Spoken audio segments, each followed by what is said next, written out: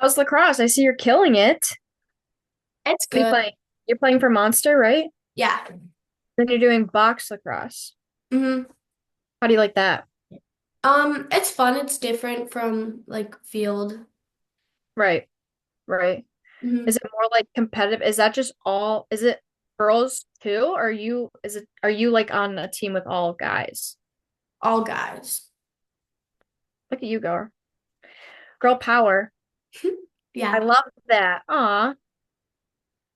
Okay, well, thanks for taking the time to talk with me today. And can you start by telling us your name, the school you play for, and your position on the team? So my name is Ellie Schau. I play for Mercyhurst women's lacrosse, Mercyhurst University, and you said what position? hmm I am a midfielder. I play attack, Mm-hmm. and that's all. Awesome.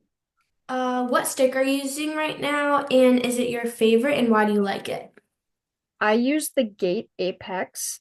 Um, I just got it, I think last year was the first time I used it.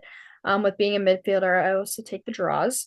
So I did my research and I knew that was a good draw stick and like midi stick. So it was a good like all around stick. I didn't want one just specifically for the draw. Mhm. Um, but I got it and I've liked it ever since. I like the stringing on it, the pocket. And yeah, so it's been a good stick for me last year and going into this year, so I don't think I would use anything else for the time being. Do you like your shaft long or short? I like my shaft long. With being on the draw, like it gives you a little bit of an advantage Yeah. when jumping up in the air for 50-50 balls and stuff like that. But I know girls that do like their stick short. My backup stick is actually shorter. So I have played with both. In high school, I played with a shorter shaft. But I do like the longer shaft as it gives me a little bit of more of an advantage. So Is it like hard to switch between both the sticks, like the long one and the short one? Um, it was a little bit of a change. It was hard just with like I think shooting is the biggest thing because you're so like your form has to change because you're so used to like holding to a shorter shaft. Yeah. And like then your shot could be like completely off as opposed to using a long shaft. So it took a little bit of time getting used to, but once I did, I liked it a lot more. I got a lot more power on my shot, which was nice. But I know like for attackers, I don't know if you do, but I know a lot more of attackers use shorter shafts for more control. Mhm. Uh, so I guess it just depends. But as for a MIDI, for me, I like to use a longer one. Yeah.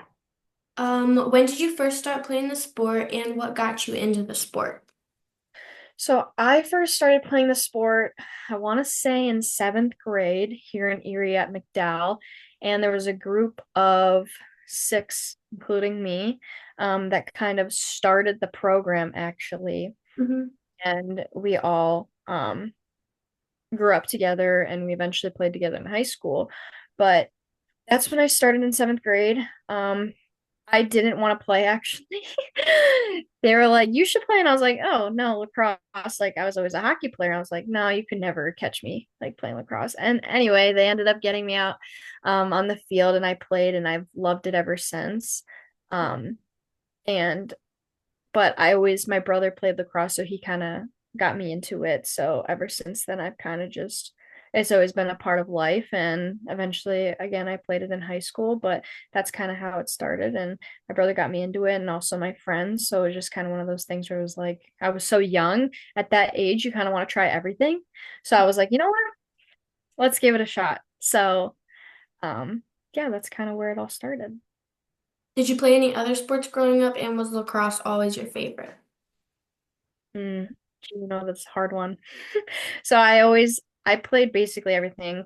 I played lacrosse, hockey, basketball. Um, what else did I play? Soccer.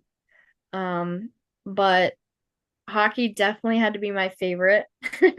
Um, but I would have to say lacrosse is a close second. Yeah. It's very hard to pick between the two, but um, they both give, different likes and dislikes, so it's really hard to choose one, but I do enjoy playing both. Who was your biggest inspiration or role model when you were learning the game? Probably my biggest inspiration was my brother, when I first started, just because I was so new to it and didn't really know like these big players or how big lacrosse really can be and the big D1 schools and stuff like that. So he, again, like I said earlier, he started playing before I did. So I always grew up watching him play and saw how it impacted him.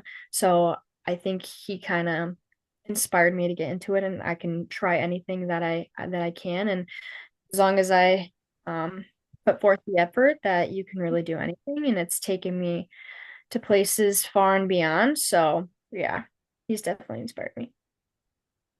What was your biggest challenge as a young player and how did you overcome it? My biggest challenge as a young player, that's a tough one. Um, I would have to say probably failure and resilience, like dealing with that failure growing up. You take a loss when you're younger and it's like, oh my gosh, the world is ending. Like it's always about winning. Like Mhm. you go and you win and you come home. Like there's no losing. Like second place is the first loser. That's what everybody always tells you. And I think that was super hard is like, it is going to be okay. And growing up through the game and playing different sports and now playing at the collegiate level, you don't take failures as like a negative. You kind of turn it into a positive and you take what you've learned, like you learn from that loss. You don't dwell on it. You kind of sit on it. You can be mad all you want. I kind of have the rule of like 24 hours. Like you can be mad, but after that 24 hours is up, then okay, it's in the past. You can't really change it. Yeah. But you always can learn from it and take it into that next practice, and work on different things to be better. But I think that's the most biggest thing that I struggled with when I was younger. But now, um, getting to where I am now, your mindset has to change. And, a lot of those people and big players and coaches help you with that. So I think that was a big one, that I overcame. Can you share a moment when you realized you wanted to play lacrosse? In college, when Yeah. I was younger, in college. So my story is a little bit different than everybody else's. So I know I played high school lacrosse with your sister and Courtney and everybody. Um, I was actually in Buffalo because I was playing hockey at the time. I was actually living with a family there. Um, so I played lacrosse here when I was in Erie in high school. So I knew I always wanted to play in high school, but I was like, you know what, after my high school career, it's kind of over. Like I always wanted to play hockey in college. That's kind of why I moved. That's why I was going to so many showcases, why I was playing travel there. Um, but unfortunately, when I committed to play hockey at Norwich, things didn't go the way that was planned. Things happen and I wasn't really happy there. So when I transferred to Mercyhurst, I kind of the game of hockey was kind of ruined. I didn't really want to play anymore. Um, but I knew I wanted to play sport. I didn't want to take a gap year. I knew I didn't want to just not do anything. Sports have been my whole life, and I knew it would help me throughout life. And um, so when I got to Mercyhurst, I was like, let me reach out to the lacrosse coach and see what she has to say. Like the worst that she could say is no, but at least I tried. So I reached out and I was like, listen, like I've played lacrosse like since middle school, all through high school. Here are my stats. Here's some film. Like, let me know. I would love to join the team. Told her kind of my background story with hockey and that I'm a transfer. And so she, I guess, liked what she had to see and she offered me to come on campus for a visit. And I visited with her and then we ended up talking. And it was huge that I was a midfielder because they had a few midfielders transferring out. So that definitely helped towards my advantage. And so she ended up offering me a spot. And that's how I kind of played Division 2 lacrosse from Division 3 hockey. So it was kind of cool. But I think it was really hard transitioning my mentality going from one sport to the other. But I had great girls around me and great coaching staff that helped me through it. So I think it was super cool to kind of experience that, especially at a D2 level. But yeah, my story is a little chaotic, but wouldn't want it any other way. Um, What was the recruiting process like for you? Was it stressful or exciting or both? So definitely for that's kind of my recruiting process for lacrosse. I know it's different. I know you travel a lot going to summer tournaments and there's clubs and stuff like that. So it definitely can be hard in that aspect. But obviously mine was a little different because I was a transfer and actually contacted the coach and I knew kind of where I wanted to go. But for the hockey aspect, it was definitely very stressful because you have so many girls committing around you and you want to play at that level, so it's like, oh my goodness, like how do I do that and why aren't coaches reaching out to me, like what do I need to do better? So it definitely can be stressful at times, reaching out to coaches and then having those one-on-one phone calls and what should I say, what should I not say. So I think it's definitely one of those things that is stressful, but it's very rewarding at the Yeah. end.